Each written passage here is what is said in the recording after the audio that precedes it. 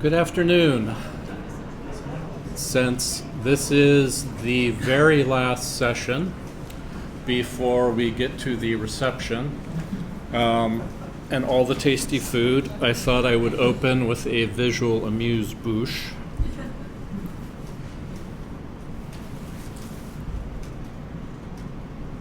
Assuming it ever wants to get around to playing for me.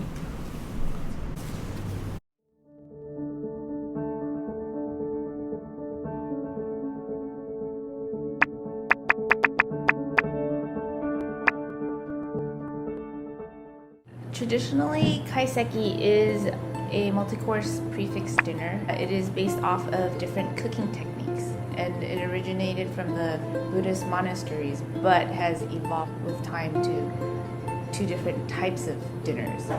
The original one is vegetarian-based. It's very simple. It celebrates like a tea ceremony, whereas the newer version of it is they call it a banquet style type of dining, and it's more elaborate, more sophisticated in ways that they're using a lot more complex ingredients.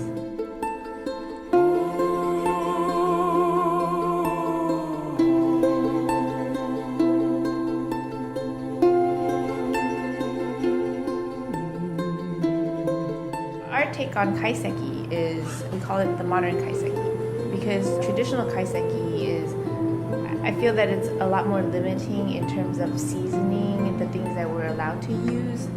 Not so much allowed to use, but the flavorings have to be purely Japanese in style, Japanese taste, Japanese flavors, Japanese seasonings. There's no use of other ingredients that may be outside of that. So for us to do a modern take on it means we're allowed to be a little bit more flexible with our ingredients usage.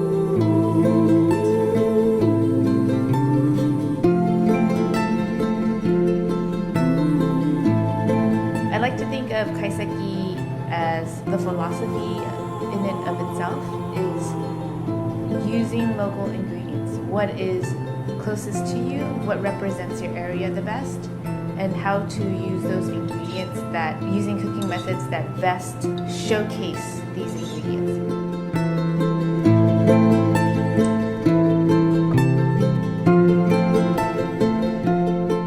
When I think of kaiseki for us, of course, we're going to base a lot of it with California ingredients, California vegetables. For example, we use uni from Santa Barbara, sweet shrimp from Santa Barbara. We use abalone from the Monterey Bay. Things of such that are representative of what is local to us. So we take the philosophy of kaiseki, but we don't do it in the way that, oh, we're doing a Japanese kaiseki. We're doing kaiseki, yes. We're doing all the ideas of kaiseki, but within our environment.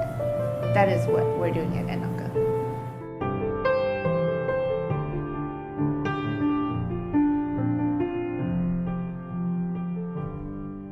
I think when we create a menu, we have to think about it in terms of the whole menu. I don't believe that every dish should be a dish that has a wow factor of 10. Everything should taste good, but there should be a flow that it should be subtle. Some dishes subtle, some dishes more elaborate, some dishes more subdued. So we're not eating on volume 10 every single dish, but it's a flow. Like when we think about a dish, for example, you've just had something fried. It was salty in nature. The next dish that we would want to serve you is something soft, something a little bit more sweet. The textural difference between the previous dish. And then when we think of that, we think of the dish that was before that and the dish that's after that. So it's consistently connecting every dish to each other without it being overbearing on our guests. So if you had a dish that was completely repetitive in flavor and texture, on and on and on and on, I believe that that would make somebody tired of eating. Because it is such a long course, we have to be thoughtful throughout the process. One of my favorite parts of what we do is the plating aspect of it. There's no rules about it, which I think is wonderful.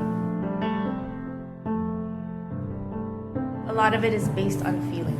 It's not something that I've thought through. A lot of times I think about things, it's like, oh, that's a great idea, but then when you actually try it, it doesn't always work out like the way I thought about it.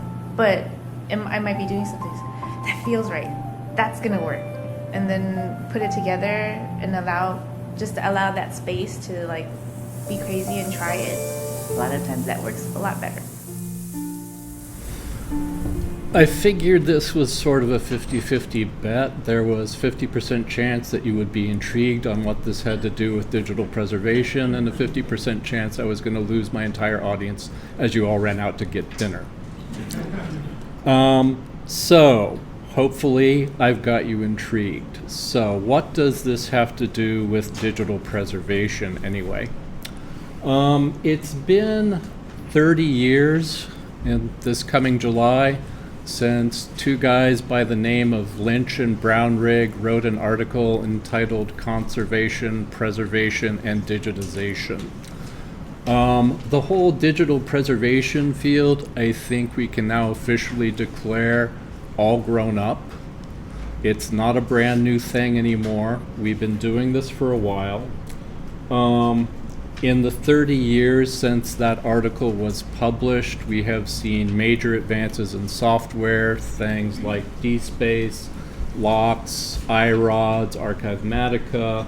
We've seen a lot of developments in standards and protocols, things like the OAIS reference model, premise metadata standard, newer efforts like Memento. We've made a lot of progress, and we are now handling today amounts of information that really would have been inconceivable back in 1986. What I'd like to do today, though, is step back from what we're doing technically and how good we're doing it, and think a little bit about why we're doing this. And having come to some conclusions about why we're doing it, think about what that means in terms of doing digital preservation better, how we do librarianship better, how can we go forward. And unusual though it may seem, I want to start this with kaiseki cuisine as an option. So, why talk about kaiseki cuisine? Want to think about what would it take to preserve kaiseki cuisine. Not the food, not the tools, not the cookbooks. What does it mean to preserve a cuisine? Some of you may know back in 2003, UNESCO passed a convention calling for the safeguarding of certain forms of intangible cultural heritage. They recognize that there are forms of cultural heritage that are not reducible to a set of tangible artifacts, a set of records, a set of books. There are things like dance, cuisine, that have an intangible aspect, and we want to work to preserve that. So they've actually established registries of various types of intangible cuisine that they would like to see preserved. So everything from gingerbread craft in Croatia. I didn't know Croatia had a specific gingerbread craft. Michoacan cuisine in Mexico, Oaxaca cuisine in Japan, gastronomic meals in France, Turkish coffee and Turkish coffee house culture. All of these they've recognized as forms of possibly threatened intangible cultural heritage that we should be taking steps to preserve. So what does it mean to preserve something like kaiseki cuisine? This is more than just trying to preserve a set of recipes. Kaiseki cuisine involves a specific set of skills and techniques to prepare food. It also involves knowledge of flavors and their combination, but also information about ingredients. What's their locality? What's their seasonality? How are various ingredients like wasabi actually produced? Where can you produce these and when? It involves knowledge of particular tools, their care and their use. What is the appropriate means for going and sharpening knives for a kaiseki kitchen? You want some knowledge of the history and origins of this cuisine. So Nikki Nakayama mentioned in her video there, this came from Buddhist temple cuisine in part, but it also has roots in the imperial court cuisine of the Heian period in Japan, as well also in some of the tea house culture that arose during the Muromachi period in Japan. All of these things are things you need to know if you're going to be trying to operate as a kaiseki chef. It takes years of study to obtain the level that you see here. And like many professions, this is something where you keep learning about the cuisine and how to do it throughout your entire professional life. Preserving kaiseki isn't about preserving the tools. It's not about preserving the ingredients. It's not about preserving the recipes. It's about preserving the knowledge that resides in the head of a person like Chef Nakayama. It's ensuring that all that acquired knowledge of how you do a cuisine is passed down to new chefs, to new farmers, to new fishermen, to people who are involved in maintaining the tradition and keeping it alive. Preserving kaiseki or any other cuisine is fundamentally a case of preserving knowledge, not preserving information. And that's a fairly critical distinction that I want to talk about some more. It's not that you don't need to preserve information to preserve kaiseki cuisine. There are all sorts of tangible artifacts that you might want to preserve if you were going to assist in the preservation of kaiseki as a type of cuisine. Libraries, archives, museums all have a role to play in types of information that they store that are useful in making sure that we're not only maintaining information for the future, but preserving knowledge as well. So, museums can provide things like examples of, can't see it very well, but that is in the top right, a museum that shows Edo period vegetable stand and the traditional tools for selling and cutting up vegetables from that period in time in Japan. Knowledge of traditional tools and techniques. Museums do very, very well. Archives do things like store menus. I can't tell you the number of people I've talked to in the culinary world, professional chefs, who are overjoyed at the work that New York Public Library did in digitizing and making available their menu collection. Professional chefs rely on this as a way of knowing history as well as getting inspiration for their own menus in the future. Libraries also have a role to play here. You don't preserve kaiseki cuisine by saving cookbooks, but you do need the cookbooks. You need collections of recipes. You need books on presentation technique. You need books on kitchen management. There's a whole set of tangible artifacts, tangible information artifacts that different institutions preserve and which all contribute to maintaining a set of knowledge that is kaiseki. So,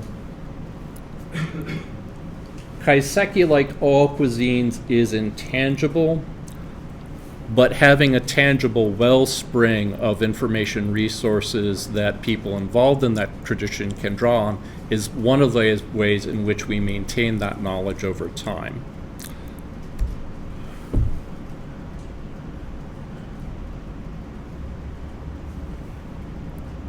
If you're not familiar with meaning of life, that slide doesn't mean much to you. If you do know the meaning of life, I'm getting to tying this all together.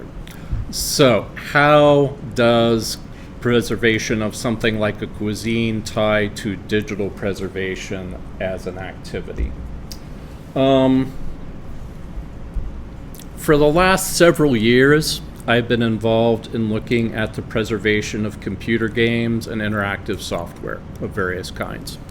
And one of the things that is interesting about looking at a complex digital preservation case like preserving a computer game, it bears certain similarities to another complex case like trying to preserve cuisine.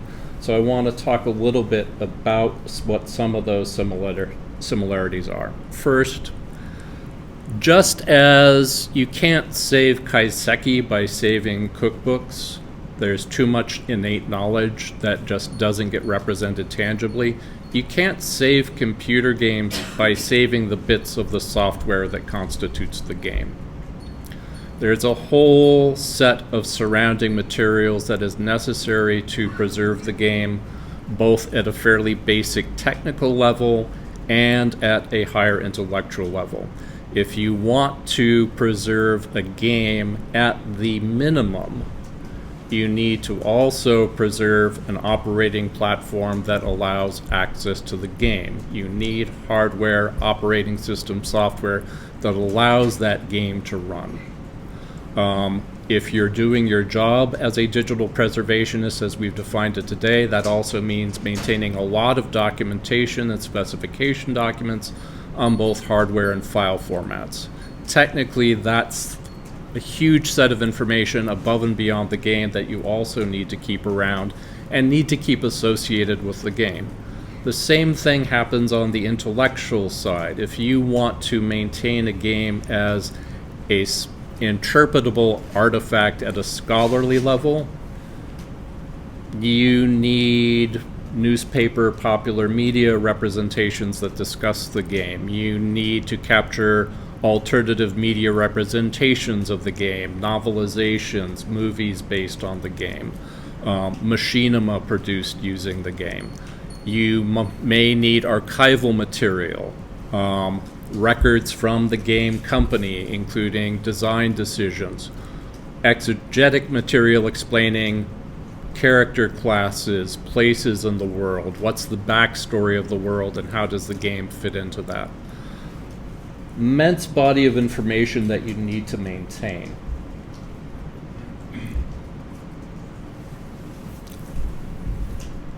Because of that, there's another similarity between games and something like trying to preserve kaiseki cuisine.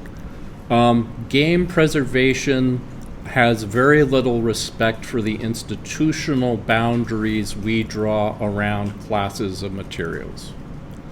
So some of the things that you're going to need to preserve a computer game are going to be in a library. Some of the things you need to preserve a computer game will be in archives. Some of the things that you need to preserve a computer game will be in the museum. We did investigations of numerous different games from different periods of time in the Preserving Virtual Worlds project, and in every single case we found there is no one single institution or even one class of institution that holds all the materials we would like to have for game preservation. They are distributed all over the place in different kinds of cultural heritage institutions. Same thing obviously applies with kaiseki. You will have library material, you will have museum material, you will have archival material. Preserving a cuisine is a matter of preserving the knowledge that allows someone to make the cuisine and understand its cultural heritage and context.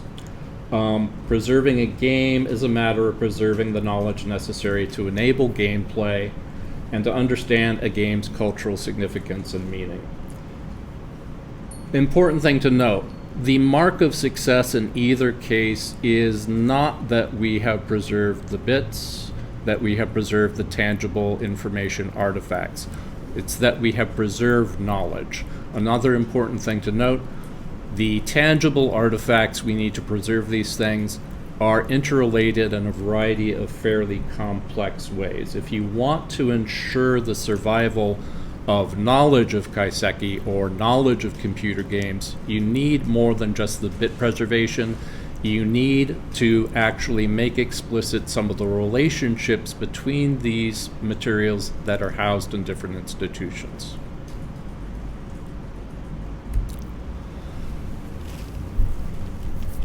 Now, if I was actually a university librarian or headed an archive or headed a museum, if I had some crazed academic come at me and say, you need metadata not only about your own collection, you need to start recording metadata about how the items in your collection are linked to things in other people's collections and how they're linked on top of your existing job, I would very politely show the lunatic the door as soon as humanly possible.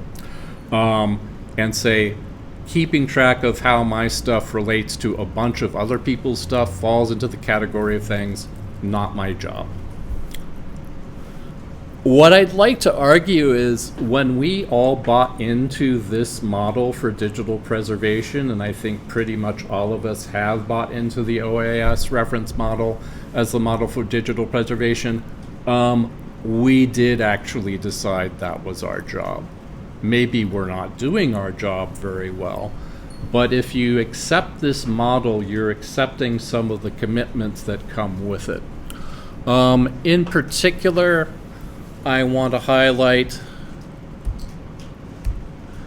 a couple of these boxes down at the bottom of the archival information package model. Some of you may actually be running digital preservation repositories or have people working for you who are running them. If you accept the OAS reference model as it stands, it says that for any file format, for any content in your repository, you should have a complete representation network for that file format within your administrative and bibliographic control. All the format specifications, all the hardware specifications necessary, the specifications cited by those specifications, all in your local institution. Now, for those of you who know what your institution are doing, are you actually doing that, or are you recording a pronom ID for the file formats in your metadata and calling it a day? Or alternatively, you pick option 3 and say, fuck it, we'll fill it in when we get time. But the model says that you're relying on it. If you're relying on Pronom to be maintaining representation information for you, you're saying we've got a distributed repository here, and some of the stuff we're trusting other people to take care of. The same thing applies to provenance and context information.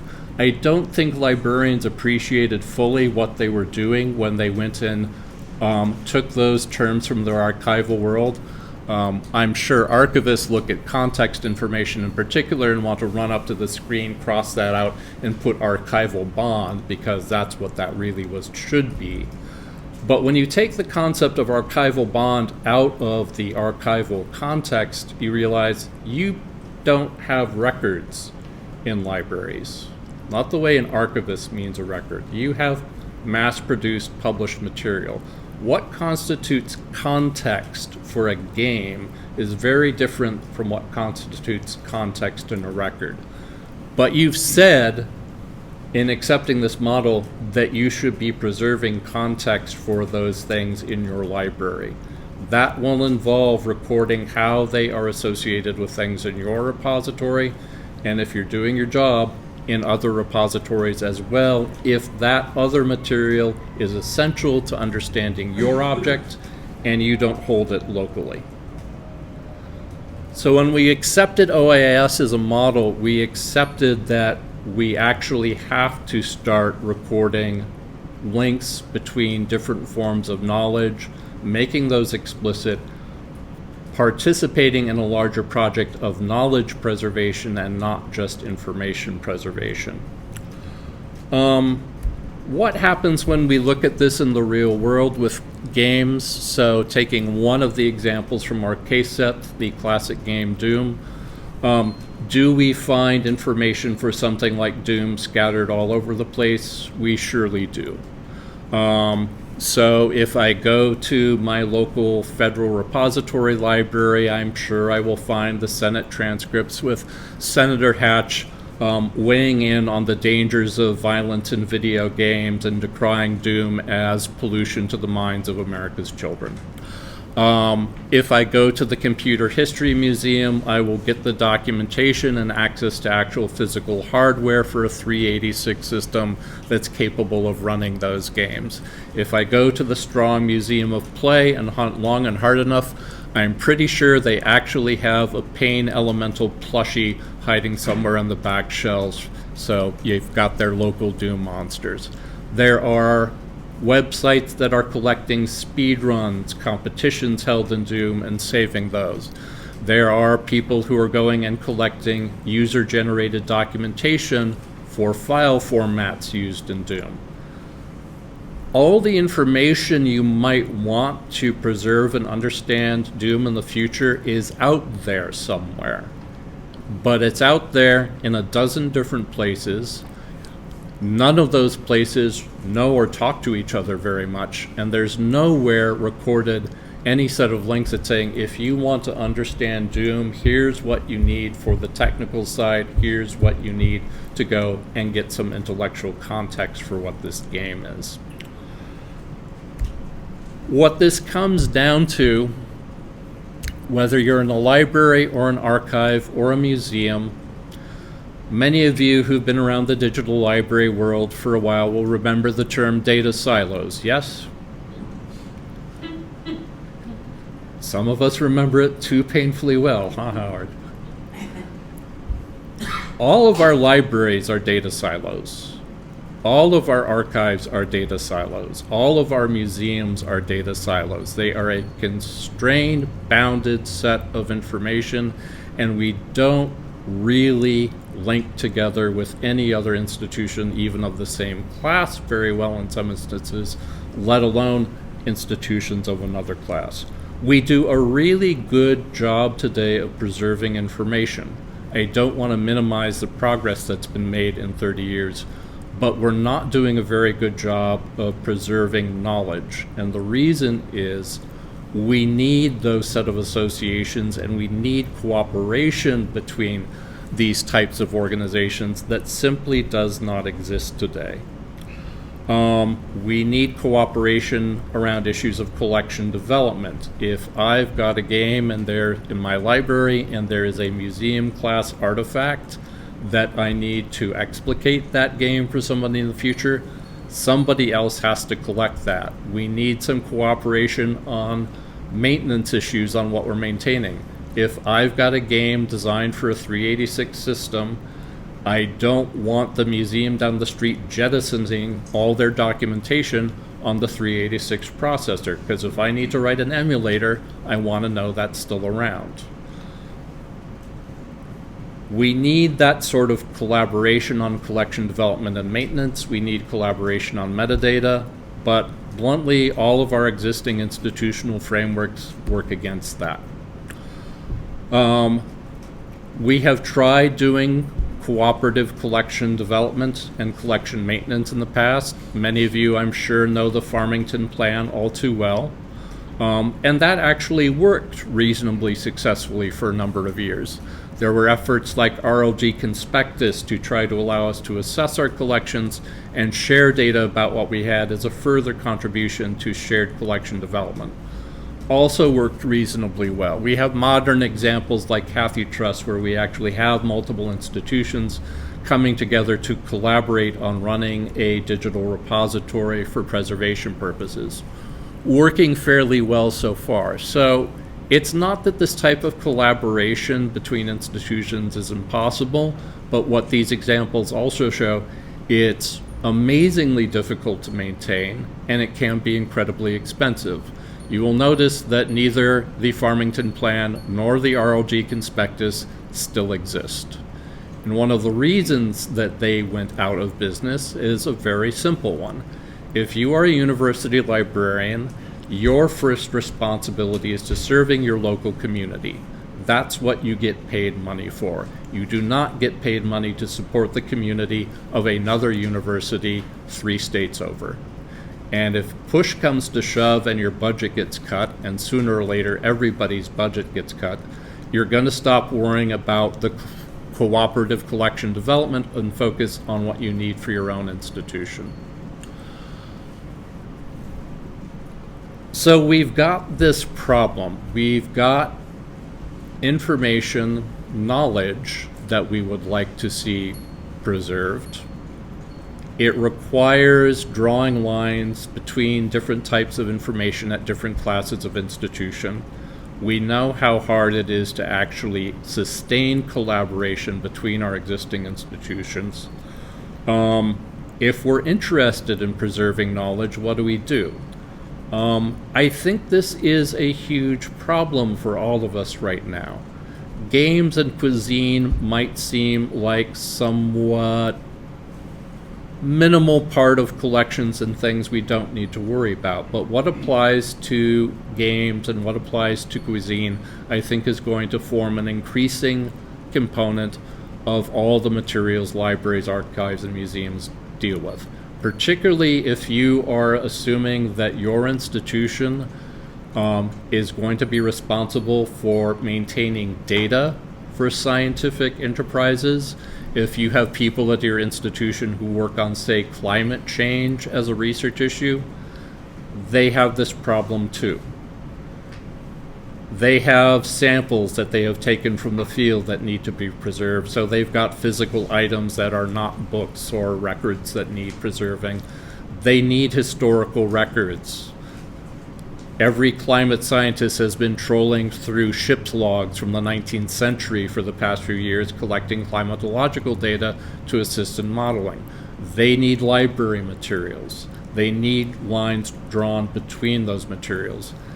Increasingly, the type of complex research issues that academic libraries are looking to support need this sort of knowledge preservation layer on top of the basic information preservation that we've already been doing. What do we do about that? I have a set of possible suggestions.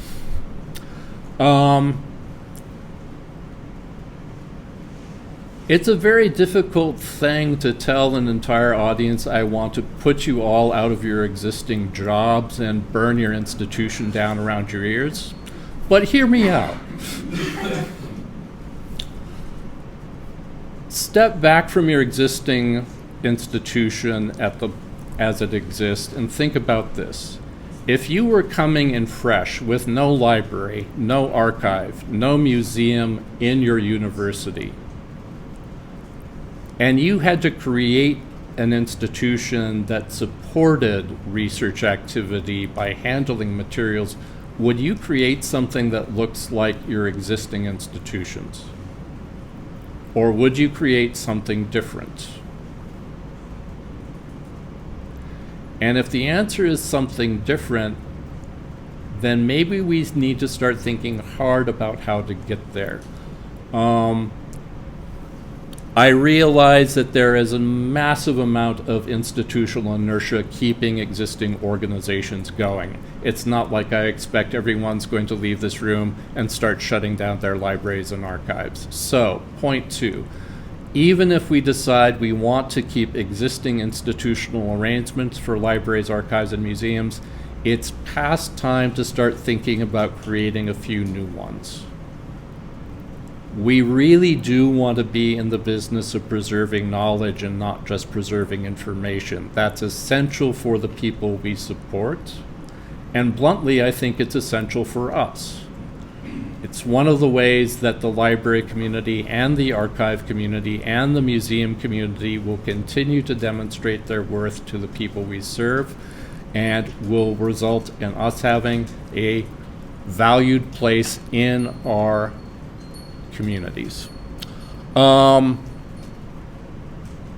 the last thing, if you accept that we need a new class of institutions, something that's generating the metadata and drawing the lines between materials, negotiating the agreements between institutions that make sure when institution A relies on institution B for material, institution B doesn't throw it out without telling institution A.